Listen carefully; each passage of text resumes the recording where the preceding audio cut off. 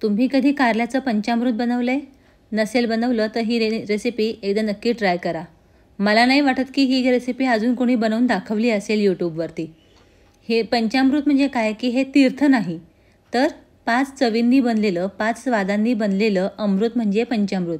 म्हणजे खारट, तिखट, गोड, आंबट आणि कडू या सगळ्या चवींनी बनलेलं पंचामृत आपण आज बनवूयात. त्यासाठी आपल्याला कारलं लागणार आहे. ते एक मोठं कारलं मी घेतलं, छान धुवून पुसून घेतलं आणि मी आता हे बारीक कट करते ना, अशा पद्धतीने हे बारीक कट करून घ्यायचं, जेणेकरून ते छान चवीला लागेल आणि खाताही पटकन येईल. त्यामुळे असं बारीक कट करून घ्यायचं. बारीक कट करून झाल्यानंतर ना हे एका पातेलीमध्ये घ्यायचं. आपण परतून कारलं करतो तेव्हा कसं मीठ लावून त्याला आधी भिजवून ठेवतो त्याचा कडूपणा कमी करण्यासाठी, अगदी त्याप्रमाणेच करायचं. ह्याच्यावरती मीठ घालायचं, थोडंसं मिक्स करायचं मीठ त्याच्यामध्ये आणि त्याला दाबून राहिलं जाईल असं छोटंसं भांडं त्याच्यावरती दाबून ठेवायचं. आता इथे मी मीठ घालून घेते आहे. 1 मिनटं ते हलवून घ्यायचं, मी सगळ्या बाजूला त्याचं मीठ लागलं पाहिजे. आणि मग माझ्याकडे एक छोटी वाटी आहे, ती वाटी मी याच्यावरती दाबून ठेवणार आहे, जेणेकरून त्या मिठाला पाणी सुटेल. हे असं आपल्याला अर्धा तास ठेवून द्यायचं आहे. आता काय करायचं, पाण्यामध्ये दाणे भिजवून ठेवायचे. दाणे खूप छान लागतात त्याच्यामध्ये. आणि परत आता आपल्याला चिंच भिजवायची आहे. तर चिंच आपल्याला गरम पाण्यामध्ये भिजत घालायची, थोडीशी चिंच.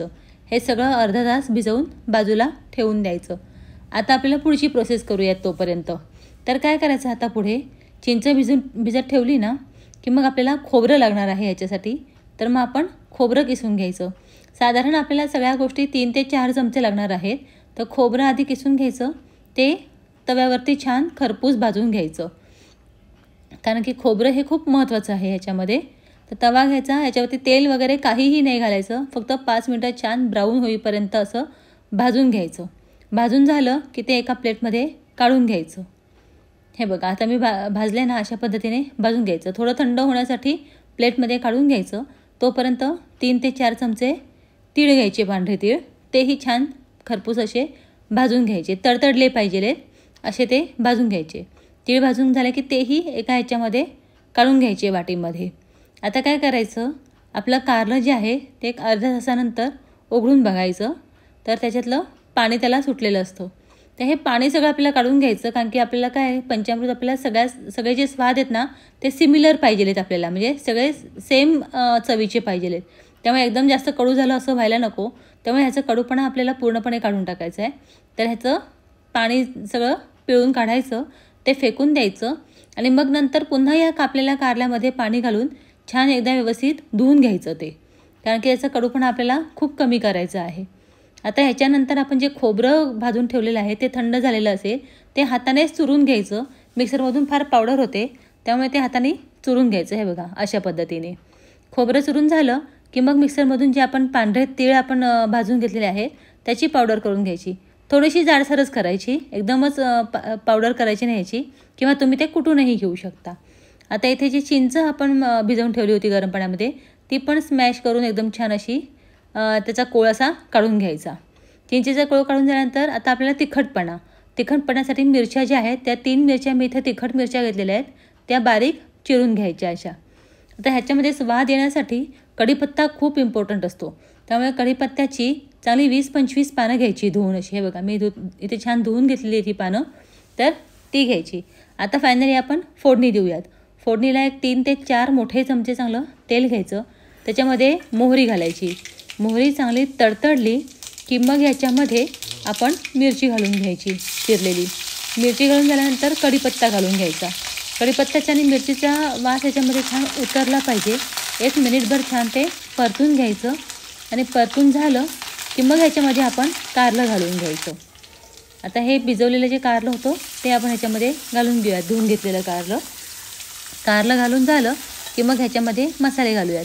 अर्धा चमचा हळद घातलेली आहे मी इथे, अर्धा चमचा लाल तिखट घातलेलं आहे, 1 मोठा चमचा कलरसाठी बॅडगी मिरची पावडर घातलेली आहे, अर्धा चमचा हिंग घातलेला आहे आणि 1 मोठा चमचा आपल्याला गोडा मसाला घालायचा आहे.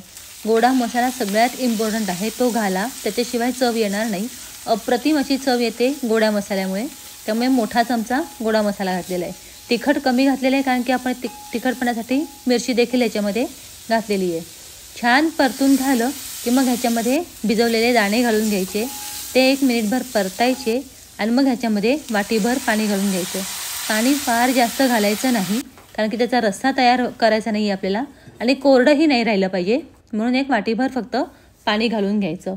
आता हे उकळलं की मग ह्याच्यामध्ये आपण बाकीचं जे तयार करून ठेवलेलं साहित्य आहे ते घालायचं. ह्याच्यामध्ये साधारण 3 चमचे मी दाण्यांचा कूट घातलेला आहे. 3 चमचे आपण स्मॅश करून ठेवलेलं जे खोबरं आहे ते घालायचं आणि 3 चमचे आपला तिळाचा कूट घालायचा. ह्याच्याने छान असं मिळून येतं पंचामृत त्यामुळे. आणि वरून चवीप्रमाणे मीठ घालायचं. आपण कारल्याचं मीठ पूर्णपणे धुवून काढलेलं आहे, त्यामुळे चवीप्रमाणे वरून मीठ घालून घ्यायचं. आता चिंचेचा गूळ घालायचा आंबटपणासाठी. आता गोड चवीसाठी आपल्याला इथे गूळ घालून घ्यायचा आहे. तो पण 3 मोठे चमचे मी इथे गूळ घालून घेतलेला आहे. आता हे सगळं छान मिक्स करायचं, म्हणजे छान असं पंचामृत तयार होतं.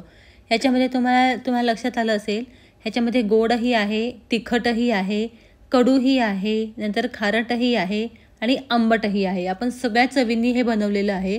इतकं चटपटीत लागतं ना, तुम्हाला विश्वास बसणार नाही. तुम्ही एकदा बनवलं ना तर घरातले वाहवा करतील, इतकं सुंदर लागतं. हे पोळीबरोबर, भाताबरोबर तर तुम्ही खाऊ शकताच. अगदी नुसतंच डिशमध्ये घेऊन खाल्लत ना तरी खूप सुंदर चव येते तोंडाला. एकदा तुम्हीही अशा पद्धतीने पंचामृत नक्की ट्राय करा, खूप अप्रतिम होतं. तुम्हाला जर माझ्या रेसिपीज आवडत असतील तर मला एक कमेंट नक्की करा. तुम्ही कुठून माझ्या रेसिपी बघताय हेही मला कमेंटमध्ये सांगा. आणि हो, रेसिपीज आवडत असतील तर चॅनलला लाईक, शेअर आणि सबस्क्राईब करायला विसरू नका. भेटू पुढच्या एखाद्या अशाच छानशा रेसिपीमध्ये. तोपर्यंत बाय, टेक केअर.